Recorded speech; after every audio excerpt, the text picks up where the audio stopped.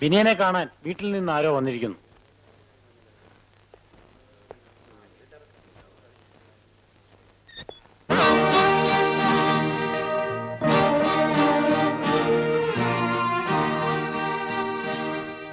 എന്നെങ്കിലും ഒരിക്കൽ നീ വരാതിരിക്കില്ലെന്ന് എനിക്ക് ഉറപ്പുണ്ടായിരുന്നു.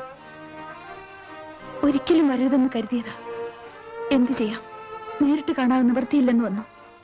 കാരണം എനിക്കറിയാം സുധേ, നിന്റെ വയറ്റിൽ വളർന്ന കുഞ്ഞിന്റെ പേരിൽ നീ എന്നോട് ക്ഷമിച്ചു. ദൈവമായിട്ട് ഇണക്കി ഈ കണ്ണി നമ്മളായിട്ട് അറക്കരുതെന്ന് നീ തീരുമാനിച്ചു. ഈ കണ്ണി വളർന്ന് ജീവിതകാലം മുഴുവൻ എന്നെ ബന്ധിക്കുന്ന ചങ്ങലയാവരുത്. അതും എന്റെ അച്ഛന്റെ കൊലയാളിയുമായി എന്നെ ബന്ധിക്കുന്ന ചങ്ങല. അത് പൊട്ടിച്ചെറിയാൻ തന്നെ ഞാൻ തീരുമാനിച്ചു. നീ പറയുന്നത്? വിവാഹമോചനം. വേണ്ട സുധേ, മറ്റു ബന്ധങ്ങളൊന്നുമില്ലെങ്കിലും നീ എന്റേതാണെന്നുള്ള ഓർമ്മകളിൽ ഞാൻ കഴിഞ്ഞോളാം. പാടില്ല. ഒരു കൊലയാളിയുടെ ഭാര്യയായിരിക്കാൻ എനിക്ക് മനസ്സില്ല, നിയമത്തിന്റെ മുന്നിൽ പോലും. ഇതാ.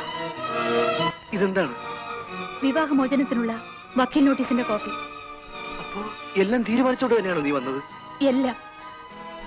നിങ്ങൾ എതിരെ നിൽക്കാതിരുന്നാൽ കോടതി കയറാതെ കഴിയും. 4 പേരറിഞ്ഞ് നാണക്കേട് കൂടാതെ കഴിക്കാം.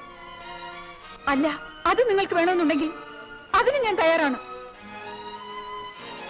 ഉടനെ മറുപടി പറയണമെന്നില്ല. ആലോചിച്ചൊരു തീരുമാനം തന്നെ അറിയിച്ചാൽ മതി.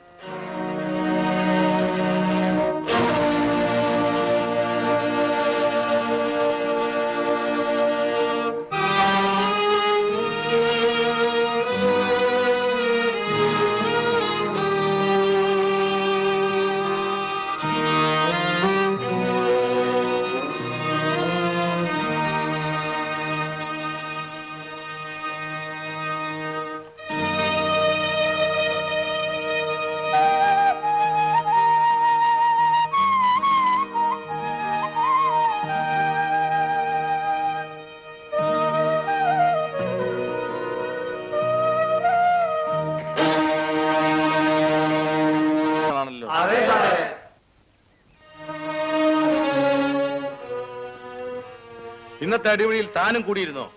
അതെ, ഞാനാണ് അവൻ അടിച്ചത്. ആരെ? സാർ ആദ്യമേ പറഞ്ഞയച്ചില്ലേ, അവനെ. രാമുവിനെ താൻ അടിച്ചിട്ടെന്നോ? കൊള്ളാമല്ലോ. അവനെ ഒതുക്കാൻ ഒരാളെങ്കിലും ഉണ്ടായല്ലോ. ഇത്രയും നല്ലവരുടെ കൂടെ താനൊരു തല്ലുകാരൻ, റൗഡി, കൊള്ളരാത്തവൻ. തന്റെ കൂടെ കഴിഞ്ഞാൽ നല്ലവരായ ഇവരും ആകെ വഷളാകും, ഇവരും കുറ്റവാളികളാകും. അതിന്റെ പേരിൽ തന്നെ ജയിലിൽ നിന്ന് പുറത്താക്കാൻ തീരുമാനിച്ചിരിക്കുന്നു. ബാക്കിയുള്ള ശിക്ഷയുടെ കാലാവധി കുറയ്ക്കാൻ വേണ്ടി ഞാൻ മേലിടത്തേക്ക് ശുപാർശ ചെയ്യുന്നുണ്ട്. ഓക്കെ? Thank you sir. എന്റെ ശുപാർശ കിട്ടിയ നിമിഷം താൻ രക്ഷപ്പെടും. ജയിൽ മന്ത്രി എന്റെ മകനല്ലേ? സാറിന് അത്രയും പ്രായമായ മക്കളുണ്ടോ? ഉണ്ടോന്നോ? ഇനിയൊരുത്തൻ വിദേശത്ത കയറ്റുമതി ഇറക്കുമതി, 1-ാം തരം ബിസ്ക്കറ്റ്സ്. 3ാമത്തവൻ ബ്ലേഡ് കമ്പനി നടത്തി നാട്ടുകാരെ സേവിച്ചുകൊണ്ടിരിക്കുക. ഈ നിലയിലുള്ള 3 മക്കളുണ്ടായിട്ട് സാർ ഇവിടെ കിടന്ന് കഷ്ടപ്പെടേണ്ട വല്ല കാര്യമുണ്ടോ? അതിനൊരു കാരണമുണ്ട്. മക്കളെ 3 തിരക്ക് പിടിച്ച പണിയിലാണല്ലോ. ഒരുത്തൻ ദുബായിലാണെങ്കിൽ വേറൊരുത്തൻ മദ്രാസില്, മറ്റൊരുത്തൻ തിരുവനന്തപുരത്ത്. 3നെ ഒന്നിച്ച് കാണാൻ എനിക്ക് ഭയങ്കര ആഗ്രഹമുണ്ട്, പക്ഷെ നടക്കുന്നില്ല. ഏതെങ്കിലും ഒരു ദിവസം 3ഉം കൂടി ഒന്നിച്ച് ഇതിനകത്ത് എത്തും. It is definite. ചെയ്യുന്ന തൊഴിൽ അത്തരത്തിലുള്ളതാണല്ലോ. അങ്ങനെ 3നെയും കൂടി ഒന്നിച്ച് കണ്ടിട്ട് വേണം എനിക്കൊന്ന് റിട്ടയർ ചെയ്യാൻ. ആട്ടെ, പറഞ്ഞതുപോലെ നമ്മൾ ചെയ്ത കുറ്റം എന്താണെന്ന് പറഞ്ഞില്ലല്ലോ. എന്റെ ഭാര്യയുടെ അച്ഛനെ കൊന്നു.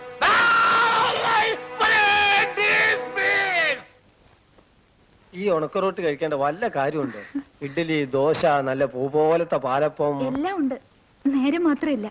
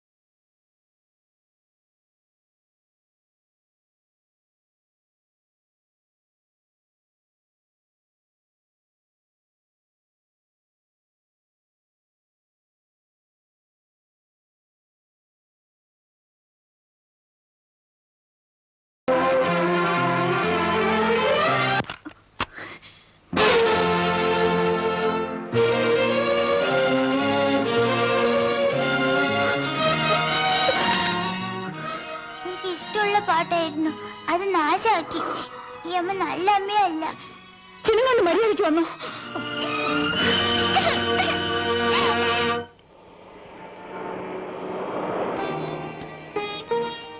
അമ്മേ, എന്താ മോളെ? ഞാനെന്ന് പറഞ്ഞ അമ്മ ദേഷ്യപ്പെടുവോ?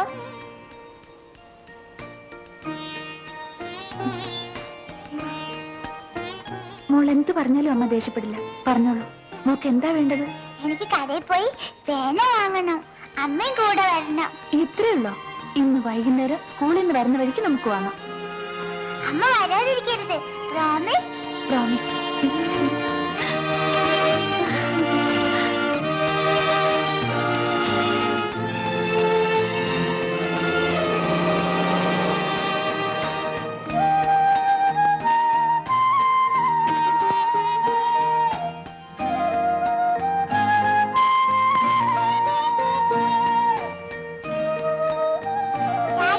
Bye bye.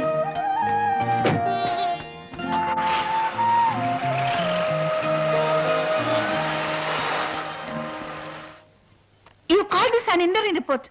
നാളെ ഞാൻ ഇതെങ്ങനെ ഡയറക്ടർ ബോർഡിന്റെ മുന്നിൽ വെക്കും? കറണ്ട് കട്ട്, റാ മെറ്റീരിയൽസ് കിട്ടാനുള്ള ബുദ്ധിമുട്ട്, വിൽപ്പനയിലുള്ള മന്ദഗതി, ഇത് മുഴുവൻ ഇതിൽ പച്ചയായി എടുത്തു പറയുന്നു. ഇതൊക്കെ സത്യമാണ് മാഡം. അത് നിങ്ങൾ പറഞ്ഞോണേ എനിക്ക് മനസ്സിലാവാൻ. ഹരിചന്ദ്രനായിട്ട് കമ്പനി നടത്താൻ പറ്റില്ല മിസ്റ്റർ. ഉടനെ റിപ്പോർട്ട് മാറ്റി എഴുതണം. കമ്പനി ഇറക്കാൻ പോകുന്ന പുതിയ ഉൽപ്പന്നങ്ങൾ, പ്രതീക്ഷിക്കുന്ന ലാഭം, കൂടി വരുന്ന വിൽപ്പന, ഇവയൊക്കെ പറഞ്ഞു വേണം റിപ്പോർട്ട് എഴുതാൻ. മനസ്സിലായോ? ശരി മാഡം. നാളെയാണ് ബോർഡ് മീറ്റിംഗ്, അത് മറക്കണ്ട. ഈ റിപ്പോർട്ട് തയ്യാറായി കണ്ടതിന് ശേഷമേ ഞാൻ വീട്ടിൽ പോകും. Come on quick. ഇന്ന് അമ്മയും ഞാനും കൂടി ഷോപ്പിംഗിന് പോകുന്നുണ്ട്. ഒരു പേന വാങ്ങാൻ. ഞങ്ങൾ ഇന്നലെ സിനിമയ്ക്ക് പോയല്ലോ. ഐസ്ക്രീമും പോപ്കോണും തിന്ന് വയറ് നിറഞ്ഞു. ഇന്ന് ഞാനും അതൊക്കെ തിന്നും കണ്ടോളൂ. രശ്മിയുടെ കാറ് വന്നു.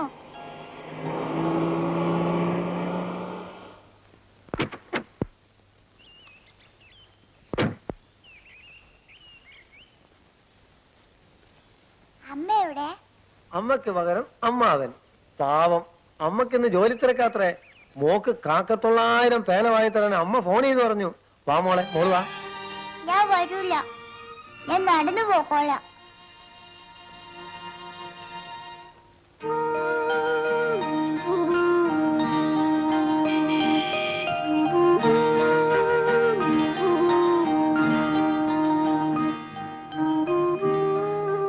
മണി വരെ മോളിൽ കാത്തിരിക്കായിരുന്നു. ഇപ്പോഴങ്ങോട്ട് ഉറങ്ങിയുള്ളൂ.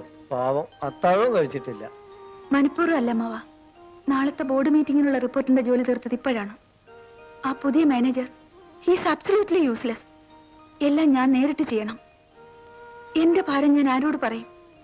എന്തൊക്കെ ഉണ്ടെങ്കിലും ഒരാൺതുണ ഇല്ലാത്തതിന്റെ കുറവാണ് മോള്. രശ്മിയുടെ അച്ഛൻ പുറത്തു വരാൻ അധികം കാലല്ല. മോള് കുറെയൊക്കെ ക്ഷമിക്കുകയും പൊറുക്കുകയും ചെയ്താൽ എല്ലാം ശരിയാവും. മറക്കാനും പൊറുക്കാനും കഴിയുന്ന കാര്യമാണ് ആ മനുഷ്യൻ ചെയ്തത്. ഞാൻ ജീവന് തുല്യം സ്നേഹിച്ചിരുന്ന എന്റെ അച്ഛനെ. എന്നെ സംബന്ധിച്ചിടത്തോളം പശുവും ചത്തു, മൂറിലെ പുളിയും കെട്ടും. ഇങ്ങനെ ഒരു സംസാരം ഇനി ഈ വീട്ടിലുണ്ടാവരുത്. മോളും അത്താഴം കഴിച്ചില്ല. എനിക്ക് വിശപ്പില്ല.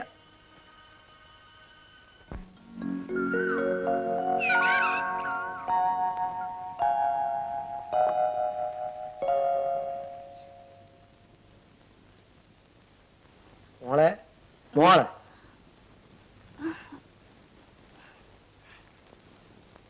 അമ്മ നേരത്തെ ഓഫീസിൽ പോയില്ലേ? മോള് പോയി പല്ല് വെച്ച് വന്നിട്ട് ഈ പാല് കുടിച്ചാട്ടെ. ചോദിച്ചത് കേട്ടില്ലേ? ഈ വീട്ടിൽ ആർക്കും എന്നെ വേണ്ടണ്ടായി. അങ്ങനെ പറയല്ല മോളെ. പാവം, അമ്മയ്ക്ക് സമയമില്ലാഞ്ഞിട്ടല്ലേ. മറ്റാരുടെ അമ്മമാർക്കില്ലാത്തൊരു ജോലി തിരക്ക്. അതൊന്നുമല്ല, അമ്മയ്ക്ക് എന്നെ ഇഷ്ടമല്ല. ഇന്ന് അമ്മ ഒന്ന് പേന വാങ്ങി തന്നല്ലാതെ ഞാൻ സ്കൂളിൽ പോവില്ല. ആഹാ, പേനക്കാണോ? എങ്കിലും വന്നാട്ടെ. മോളോട് അമ്മക്ക് എത്ര ഇഷ്ടമുണ്ടെന്ന് ഇപ്പൊ അമ്മാവൻ കാണിച്ചു തരാവാ.